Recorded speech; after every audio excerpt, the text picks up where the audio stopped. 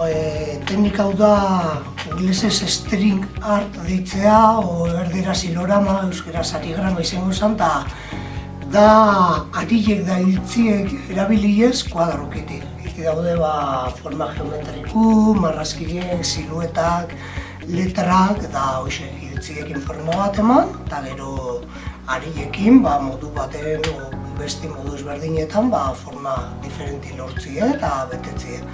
Eta, lehenotik beste artisautza batzu egiten dituen, makrame deitzen teknikanekin, hori ere bai arilekin. Eta bendala denbora bat bidaiatzen nola Mexikon teknika hau ezautu nun, eta bere garaien ezin izen landu, porque ez da kompatibili egun puxeta ginda bidaiatzen ibiltzia. Baina hemen berrez Euskal Herrien hola, zehose ezberdin egiteko, artizko baso bat joteko orduan, honekin lan inazti erabakin horren dala pare bat hilabete.